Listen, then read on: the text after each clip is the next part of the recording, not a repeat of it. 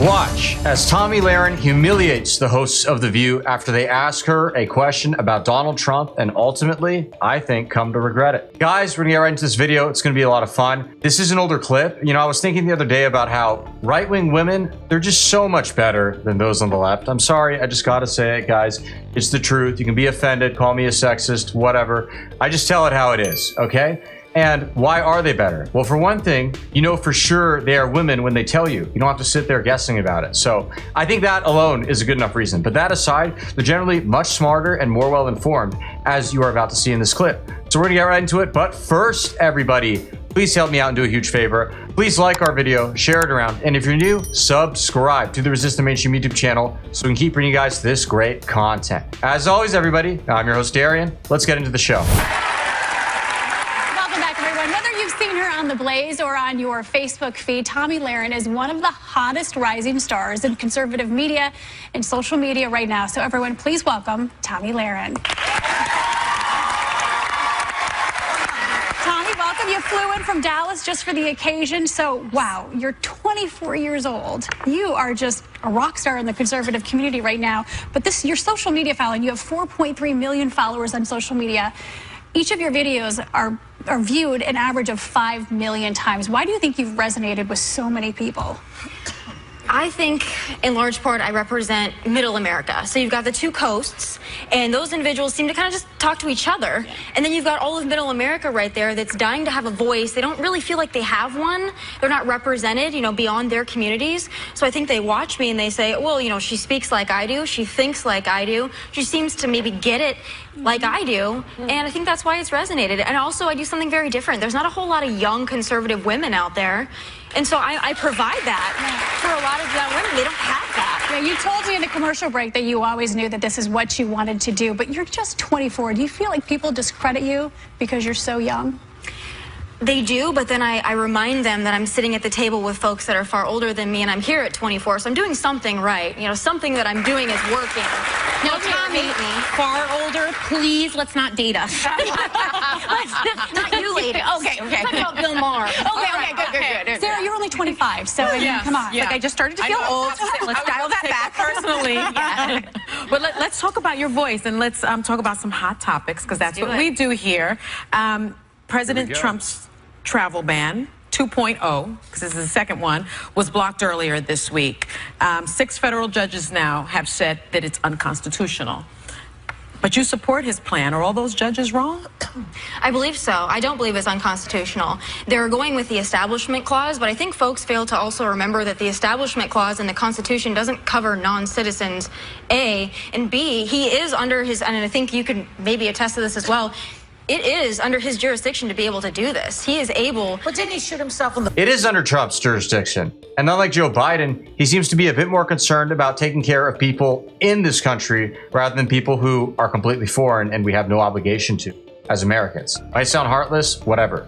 It is what it is. Speaking of obligations, Joe Biden has obligation to fix this stinking economy. But I don't know about you, I'm not holding my breath, and I don't think he's gonna do it. And that is why, my friends, I have decided to invest in precious metals with Goldco. Why Goldco, guys? A few quick reasons here, all right? As the value of the dollar has historically gone down, the value of gold has only gone up. Sounds like a good hedge to me. That aside, Goldco will give you a free gold kit. Yes, a free gold kit to help you make this big decision. They know it's a big one, so they want to be there for you every step of the way. You can roll over your IRA and 401k penalty and tax free. So pretty good deal if you ask me. So check it out, everybody. Go to rtmgold.com. You can click the link in the description or type in your web browser. Once again, everyone, that's rtmgold.com. Is able. But didn't he shoot himself in the foot when he said a Muslim ban? Come on. But this isn't a Muslim ban. This isn't a Muslim ban. Well, no, unless all the Muslims in the world have been able to pack themselves into 6 countries, this is not a Muslim ban. For a Muslim ban, India would be included. It's a high Muslim population. So, to me, this isn't a Muslim ban. Does it bother you that he leaves out, like, Saudi Arabia, where he has a business? No, I agree. I definitely think Saudi Arabia should be included. I do. I agree with you there, Joy. That's maybe one of the 1 points we can have agreement on. Can we celebrate right there? A little kumbaya. To her point, though, I think part of the issue for me was that his rhetoric during the campaign, when you say stuff during a campaign like, you know, you want to ban all Muslims, or you use this broad terminology, then when you go to introduce policy, I happen to support this 2.0 as well, but when you institute policy that maybe doesn't do that, people look and say, well, what was the intent of this policy looking back? If you said X, Y, and Z over here, why are we not to believe that now this policy is intended to, in fact, ban Muslims, which you said? Is that not his biggest issue? I think that it is. I mean, for Trump, rhetoric is usually the problem, and it's usually the basis of the problem. But I like to look to policy more than just talk. And when we're talking about campaign promises, wasn't it President Obama that said, if you like your health insurance, you can keep it? I mean, some things... Well, one thing he said, and they... I don't know about this idea that Trump's rhetoric is his biggest downfall. Sure, I get it. He can say things that maybe some people can perceive as unbecoming at times. I understand that. But let's also forget that bad press is free press. And that really, if you look at it objectively, is what helped propel Donald Trump to his victory back in 2016. Whenever he said something that pissed the media off and got them in a tizzy, people would be talking about it. That's a good thing. It's much better to have people talking about something Trump is saying or doing than whatever they want. You want an example? They talk nowadays nonstop about Project 2025. Ugh, so annoying and so boring. But then, as soon as Trump brought up the Haitian migrants in the debate, going fast forwarding right to the modern day, around 24, they could not shut up about the Haitian migrants. Constant complaining, saying he's a liar, it's debunked, and all this, blah, blah, blah. But guess what? That is now a national conversation, and that is because of Trump's rhetoric. One could argue edgy rhetoric, but hey, it worked. They keep bringing it up over and over That's again. fair. But what about Trump says something crazy every day? What about the fact that Giuliani, because I think it was a slip in the administration when Giuliani spoke out about that, but when he said, he came to me and said it was a Muslim ban, how do you remedy that? Here's the deal. We have to be honest. I'm someone that's made a career on being very honest. To say that we don't have a problem with jihadists torn in countries that are, you know, Islamic faith dominates those countries. To say that that's not a problem would be to completely miss the real threat at hand. We have to name the enemy. That doesn't mean all Muslims are the enemy. When we look at these 6 countries, we can see they have a serious problem with terrorism. They have a serious problem with extremism, and it's Islamic extremism. We need to be honest. If we can't be honest, we're going to continue to chase our tails, and Americans aren't going to be safe, and Muslims are not going to be safe. Let's talk a little bit. If we can move on, we have some investigations that are potentially going on right now, and I'm someone who supported investigations into Hillary's emails, into Benghazi, into the IRS targeting conservative groups. I'm sure you were on board with those as well. But now you have an investigation of the Trump campaign and his potential ties to Russia. I also think that that's a valid investigation, given that we know that his campaign had contact with Russian officials last year. That was at the same time that Russia, we know now, was in fact trying to interrupt our democratic process.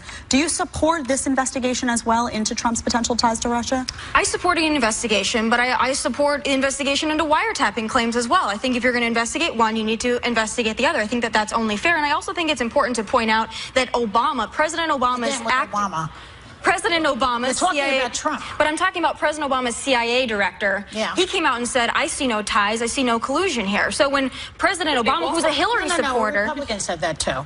Right. Well, when Obama's acting CIA director comes out and says, I see no evidence that there's ties. But there's no evidence of wiretapping either. But right, so we should investigate both to the fullest.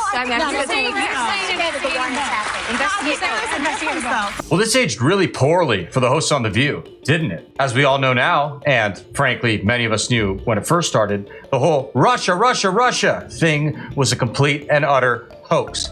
It was all made up. Hillary Clinton, along with her goons, put in the Steele dossier, totally lied to the American people, and pretended like it was something official. And it wasn't just Hillary Clinton. The entire mainstream media, basically, was peddling this fraud. Honestly, they should get prosecuted for that. And no, it's not a First Amendment freedom of speech issue. When you are knowingly lying and deceiving the American people while claiming to be some kind of objective news agency, that's a huge problem, and it really ought to be dealt with. As far as Obama's wiretapping goes, well, we learned about Obamagate and found out that the Obama campaign was colluding with the FBI to spy on Trump before he was even in the White House. Totally illegal, totally disgusting, and Obama ought to be reprimanded for it. Instead, we have people like Fareed Zakaria and other goons like that on CNN saying he had a scandal-free administration and waxing on and on about how much they miss Obama and it was so much more dignified and good back then, and American norms and democracy and yada, yada, yada. These people are so full of it, and it gets more and more clear as the years go on. For me, the difference is that for wiretapping, there really is no evidence for what he's saying right now, in my opinion. But when it comes to the other issue of the ties to Russia, there was a lot of communication. You have several people in his campaign. I'm concerned for me. I don't care who the president of the United States is at the time. I'm concerned about protecting the democratic process. So for me, there is a big distinction between those investigations. Because one is more founded than the other. And that's where we can agree. I think both need to investigate. But they cost money. They cost money. So if you're going to investigate it, I want to know that I want some reason for the investigation. Otherwise, I don't want taxpayers on the line. All right, let me ask you this question, because We're going to have to cut it off there, guys. They go on and on with their nonsense, but I really hope you enjoyed it. How do you think Tomi Lahren did? I think she held her own pretty well. You know, there was a bit of engaging in false premises that she shouldn't have. Like, for example, saying, well, we should investigate both. No, Tomi, that is both sidesism. Totally disagree with that. The Russia thing is a hoax. Don't even give it the dignity of being discussed. It's so stupid and fake, as we very provably know, especially now, a few years later. With that being said, guys, I really hope you enjoyed the clip. Thank you so much for tuning in. As always, please be sure to comment below. Let us know what you liked about the video, what kind of content you want to see in the future, and we'll see you guys again soon. Thank you, and God bless.